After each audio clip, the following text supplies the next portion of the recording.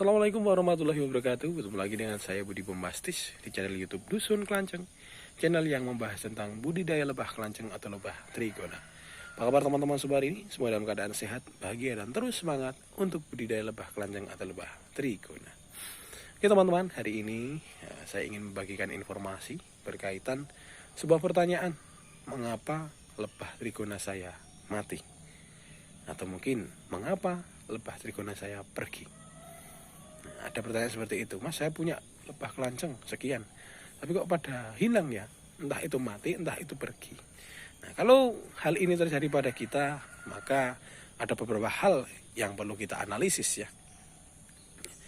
Hal yang perlu kita analisis, kenapa kelanceng kita kabur, kenapa kelanceng kita mati. Sejauh ini di tempat kami, paling besar kenapa kelanceng itu mati adalah kemarin yang kasus terakhir itu karena pestisida. Itu karena pestisida. Terus ada Itama dulu pernah mati karena diserang oleh Levisep. Ada Itama juga pernah mati karena apa? Karena adaptasinya terhadap lingkungan kurang baik. Nah, itu hal-hal yang saya analisis terkait koloni saya. Kenapa ada mati? Mungkin teman-teman bisa menganalisis 5 hal ini, kenapa koloni kita pada mati. Analisis yang pertama, kenapa koloni kita mati adalah 1. Terserang hama. Hama budidaya lebah trigona ada banyak, dulu pernah saya sampaikan ya. Ada semut, ada set, ada jamur. Nah, ini mungkin saja lebah kita mati itu karena diserang hama. Nah, teman-teman harus cek bagaimana kondisi lebah kita ya. Perlu cek rutin apakah aman atau tidak. Itu yang pertama. Yang kedua, kenapa koloni lebah kita mati adalah karena koloninya menyusut. Menyusutnya kenapa? Bisa terjadi karena perkembangbiakannya tidak berjalan lancar. Ini bisa menyebabkan koloni kita menyusut dan akhirnya mati. Beberapa kasus itu seperti di Itama saya itu terjadi karena apa? Koloninya menyusut, tidak mampu beradaptasi itu.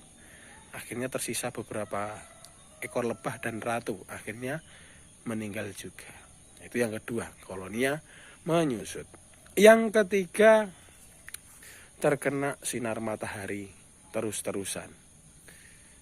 Ini menurut saya bisa menjadi alasan kenapa lebah trigona kita kabur ataupun mati ya.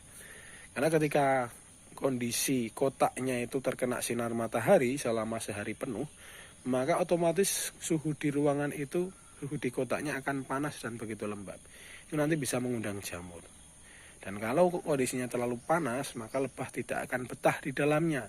Lebahnya bisa kabur ya. Bisa juga nanti karena tinggal sedikit yuk mati. Nah, itu berkaitan terkena sinar matahari terus-menerus. Yang berikutnya, kenapa koloni lebah trigona kita mati ataupun pergi? Itu karena vegetasi yang ada itu sedikit. Nah, penting ini untuk kita memperhatikan vegetasi. Lagi-lagi kalau kita budidaya lebah ya, kita tidak boleh menomor sekiankan vegetasi. Vegetasi itu menjadi hal yang paling penting bahkan untuk kita penuhi saat budidaya. Kenapa? Karena kalau vegetasinya tidak mencukupi, kita punya lebah banyak, otomatis makannya tidak cukup. Makannya tidak cukup, nanti lebahnya bisa mati ataupun lebahnya kabur, pindah ke tempat yang pakannya lebih banyak lagi. Itu ya, ada 4. Lalu yang kelima, ini saya hampir lupa, bahkan sudah saya singgung di awal ya. Kenapa lebah trigona kita bisa mati atau pergi? Karena pestisida, teman-teman. Nah, pestisida ini sangat berbahaya bagi lebah trigona. Karena tadi saya ceritakan di awal, lebah trigona saya 1 koloni itu mati semua karena pestisida. Karena di tetangga ada yang nyemprot rumput. Nah, ini bahaya sekali. Dulu waktu saya di awal-awal belajar budidaya trigona juga ada kasus di mana dia punya beberapa koloni lebah, berapa puluh, bawahnya itu disemprot rumput. Akhirnya lebahnya pada mati. Nah, itu 5 hal yang mungkin bisa menjadi sebab kenapa lebah trigona kita mati ataupun pergi. Nah, jadi teman-teman bisa analisis ya, hal-hal tadi, apakah ada kemungkinan untuk terjadi di tempat teman-teman atau tidak. Semoga sih tidak ya, semoga aman.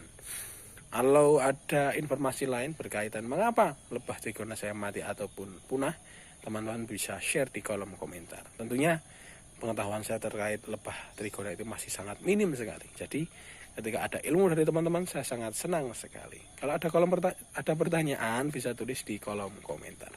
Terima kasih, semoga bermanfaat. Assalamualaikum warahmatullahi wabarakatuh.